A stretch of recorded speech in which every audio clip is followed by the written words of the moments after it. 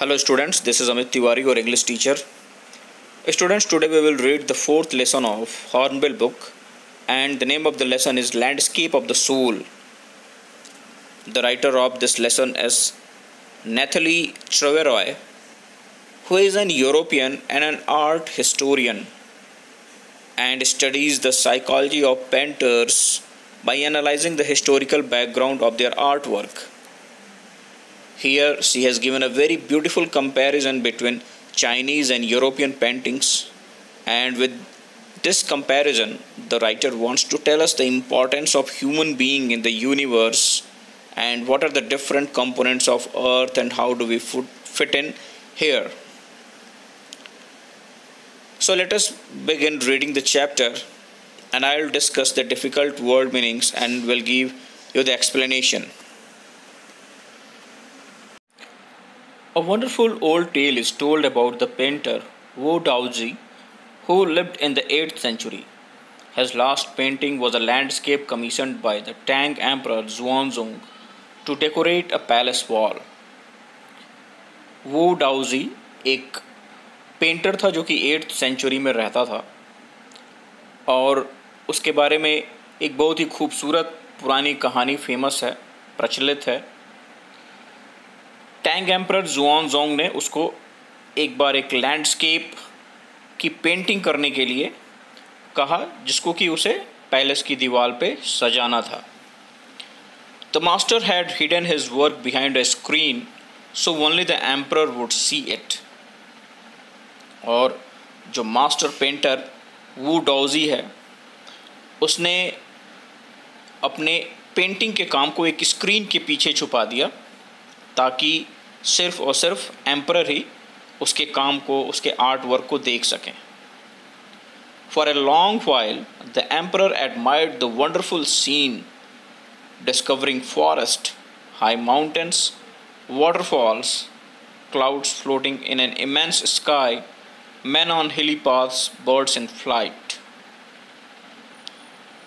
और बहुत देर तक एम्परर जुआनजोंग ने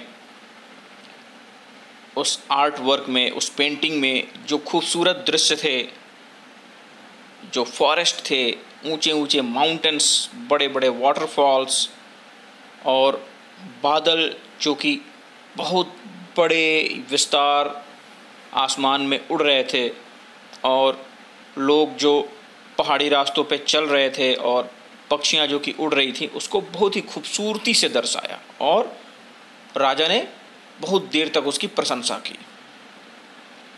look sir, said the painter, in this cave at the foot of the mountain dwells a spirit. अब wow डाओजी emperor से कहता है कि देखिए सर,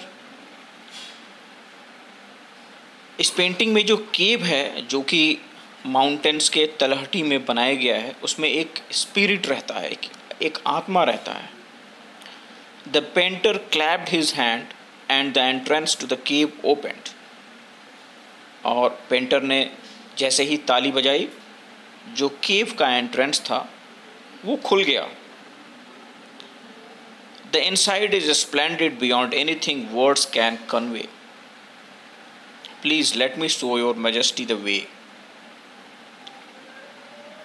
और अंदर का जो दृश्य है वो शब्दों में बयां नहीं किया जा सकता।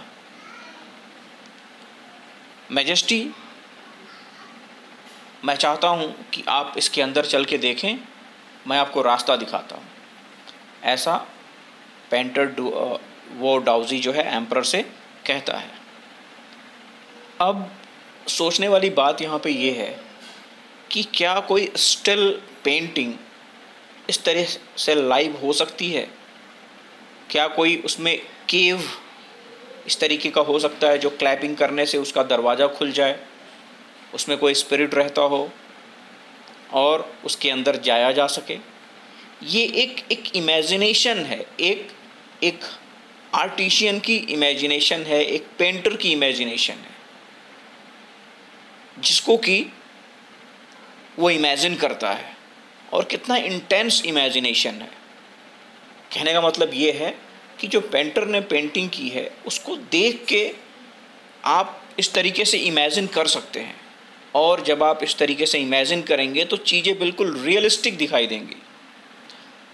तो उनका जो आर्ट वर्क था वो इस कदर इंटेंस और इस कदर नेचुरल था।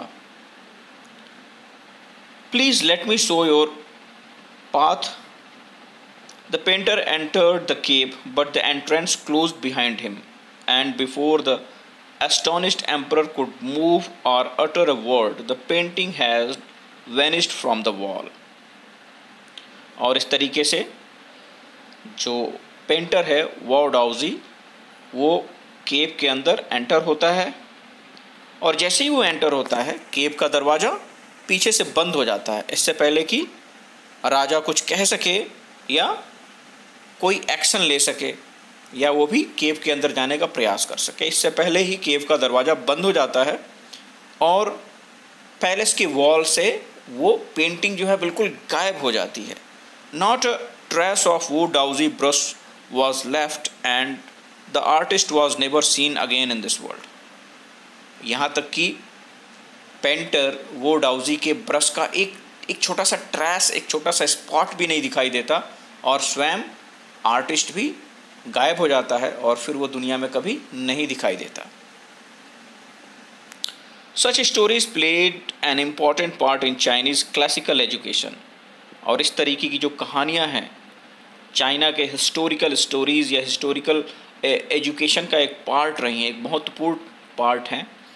The books of Confucius and Zhuangzi are full of them. They help the master to guide his disciple in the right direction. और कन्फ्यूशियस की और जुआंगजी की जो किताबें हैं वो इस तरीके की कहानियों से पूरी भरी पड़ी हैं, और जो कि उन मास्टर्स को गाइड करती हैं ताकि वो अपने डिसाइपल्स को सही रास्ता दिखा सकें। डिसाइपल मतलब शिष्य होता है।